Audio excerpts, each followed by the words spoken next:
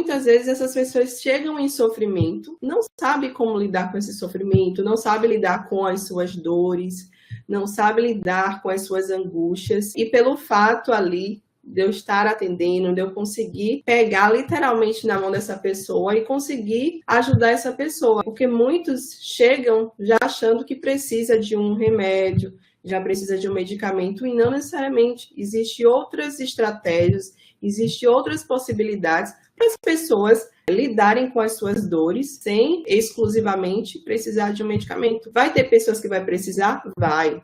Mas tem muitas pessoas que acabam tomando medicamento e às vezes não teria essa indicação, essa necessidade. Então hoje a gente vem aqui conversar um pouco para a gente aprender como lidar com as dores emocionais sem depender de remédio. Uma das primeiras formas que a gente pode aprender para lidar com as nossas dores emocionais é através do autoconhecimento. Quando a gente começa a conhecer a nós mesmos, quem nós somos, quais são as nossas qualidades, quais são os nossos defeitos, o que é o nosso temperamento, o que é a nossa personalidade. A partir desse momento, a gente começa, de fato, a entender mais sobre nós, porque nós vimos antes de qualquer coisa, de qualquer situação, de qualquer dor, de qualquer adoecimento. Muitas vezes eu percebo, durante os atendimentos no consultório, que essas pessoas, elas não se conhecem, elas não se percebem, e elas acabam achando que a solução está no remédio, que a solução está no medicamento. Mas quando eu pergunto, como que é você? O que você gosta de fazer? O que você... eu não sei. Então, hoje aqui a gente vai estar aprendendo sobre isso. E uma das coisas que eu já quero falar é sobre perspectiva. A perspectiva das pessoas, elas são diferentes, porque ela tem relação com a história de vida da pessoa, porque ela tem relação com as experiências que é de cada um.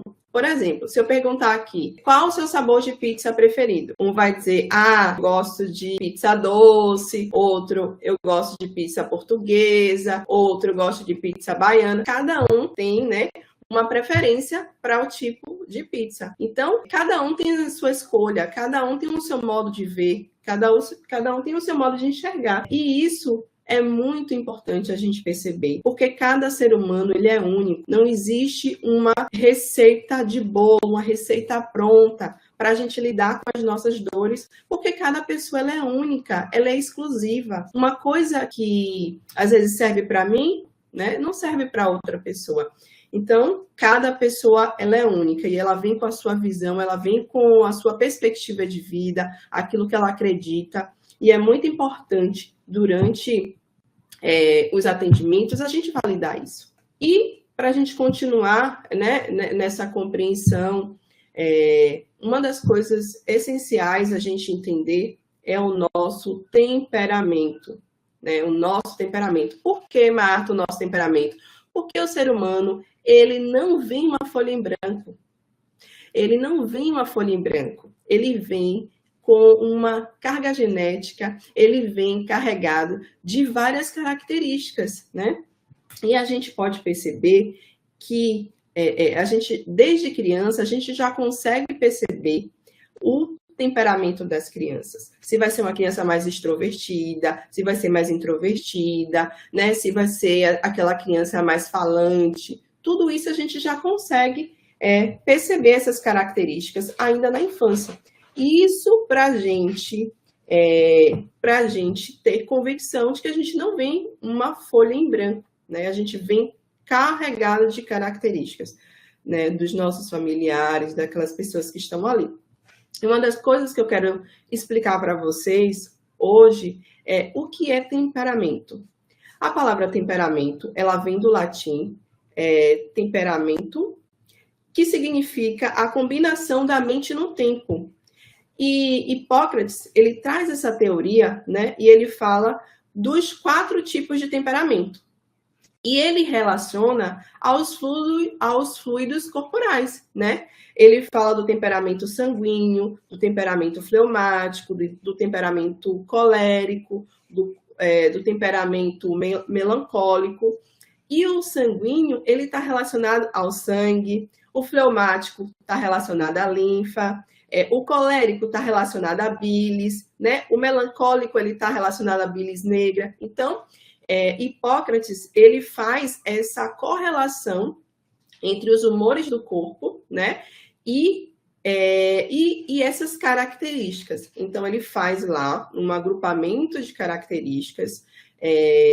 Eu tenho até um teste do temperamento que eu vou disponibilizar para que vocês possam se aprofundar nesse autoconhecimento, né? Nesse conhecimento de si, para que vocês aprendam a gerenciar melhor, né? As emoções, as dores, as dificuldades. Esse é o caminho principal. Esse é o primeiro caminho de tudo, você começar a se conhecer. Então, Hipócrates, ele fala que o temperamento sanguíneo, ele é um temperamento mais expansivo, onde a pessoa ela tende a ser mais otimista, ser mais impulsiva, se irritar fácil. Já o fleumático, ele fala que são pessoas que têm uma característica mais pacífica, que gosta mais de rotina, que é um bom ouvinte. E o colérico tem mais essa característica de ser líder, de ser determinado, de ser competitivo. Já o melancólico, ele tende a ser mais reservado, a ser mais perfeccionista, a ser mais pessimista. E uma das coisas que, durante esses atendimentos, eu comecei a perceber, eu falando aqui, assim, características básicas de cada um desses temperamentos, vocês já começam a se enxergar um pouco, né?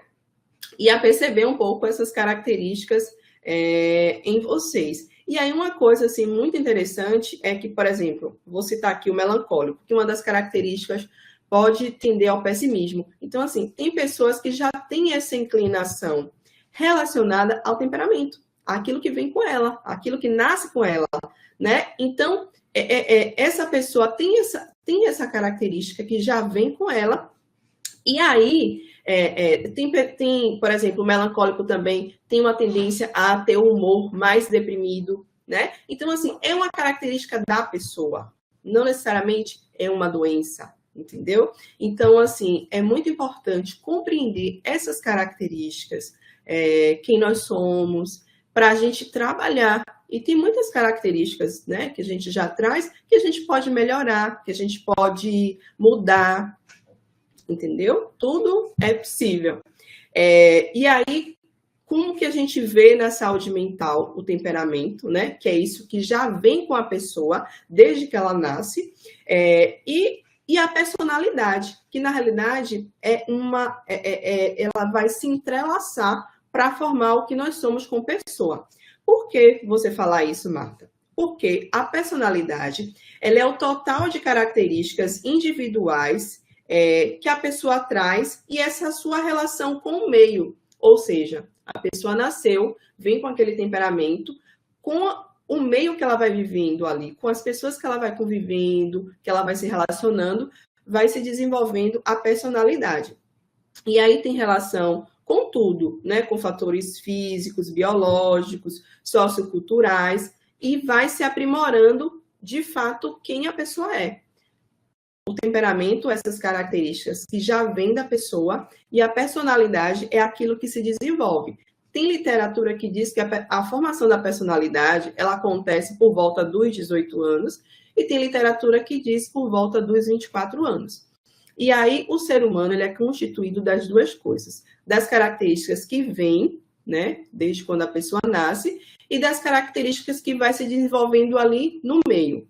Vou dar só um exemplo, tipo assim, até falando, né, assim, de mim um pouco, eu morava em Salvador, Bahia, hoje eu moro aqui no estado de São Paulo, né, em Santos, e aí, quando eu vou, por exemplo, pedir alguma coisa, assim, no restaurante, estou no restaurante, vou pedir alguma coisa que tenha banana, né,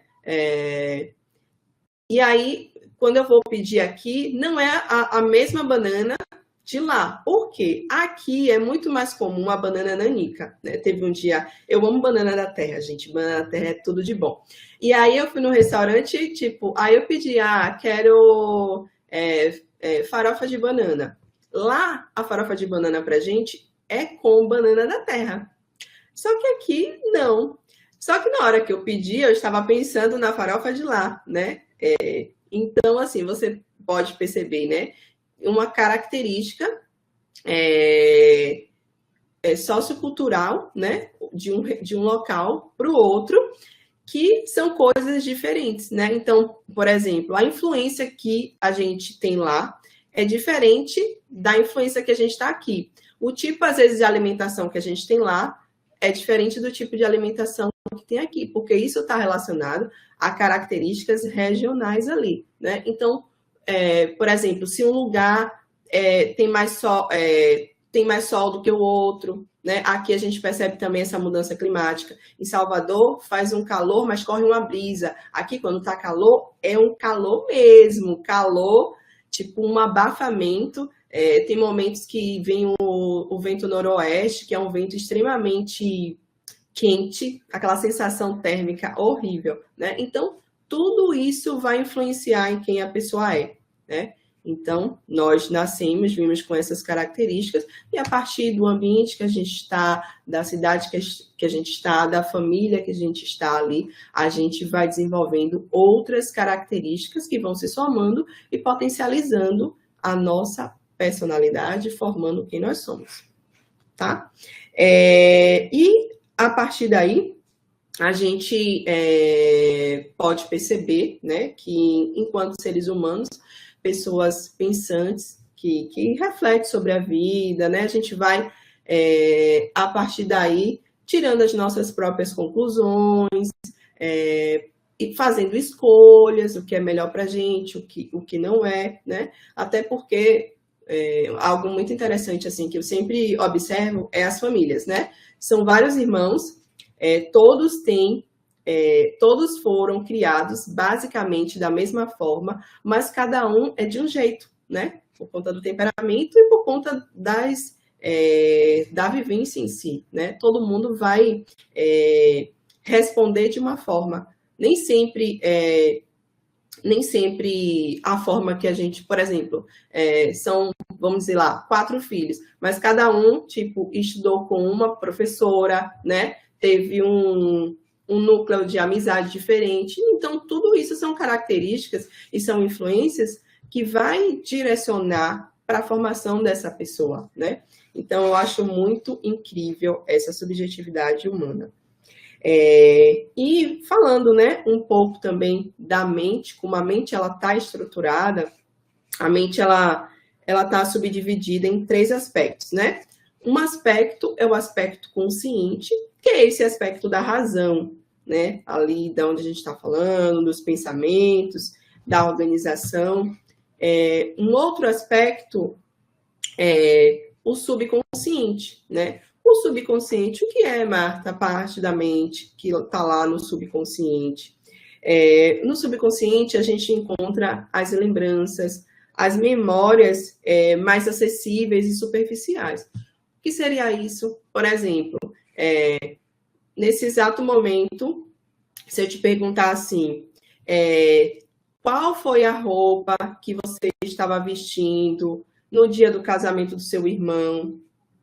Nesse momento, você não estava pensando nisso. Mas quando eu te perguntei, você foi lá, evocou a memória e lembrou, né? Estava ali mais acessível. Se eu te perguntar, como foi a primeira vez que você viajou de avião? Você não estava pensando nisso. Mas a partir do momento que eu te pergunto, você vai lá, lembra e acessa essa informação.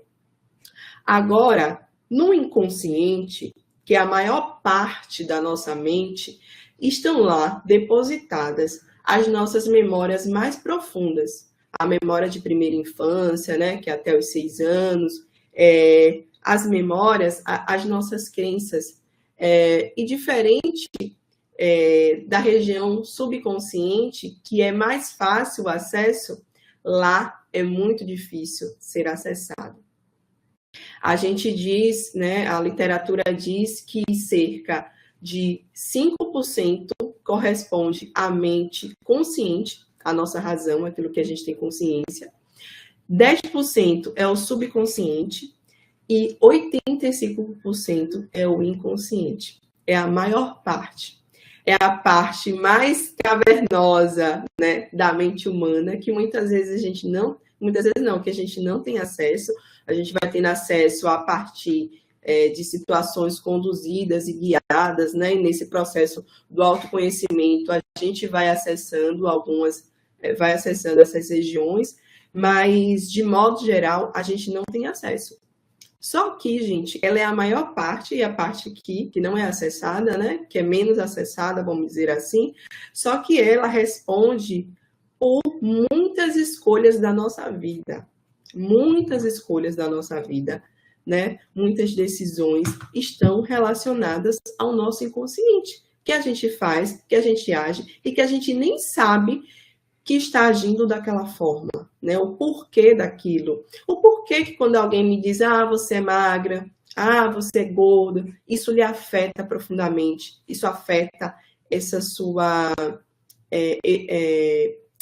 afeta você, essa fala, né? Às vezes, essas dores, esses sofrimentos estão lá, nessas memórias, e você não consegue ter acesso. Por que às vezes sua vida você não progride? Tem pessoas que não aprenderam a serem resilientes na vida, a serem persistentes, né? Aí tenta uma coisa, tenta outra, tenta uma coisa, tenta outra. Aí tá lá nesse ciclo. Às vezes é porque a mensagem que está no inconsciente daquela pessoa é que ela não é a influência que ela recebeu, né, durante essa infância, essa vida, né, pregressa, é essa. Então ela tá lá, reproduzindo aquele ciclo. E o inconsciente coloca as pessoas nesse loop, né? Então, por isso que é muito importante, assim, a gente continuar, seguir nesse processo do autoconhecimento de quem nós somos, para que a gente continue crescendo e aprenda cada vez mais lidar com as nossas dores e resolver as nossas dores, gerenciar essas dores.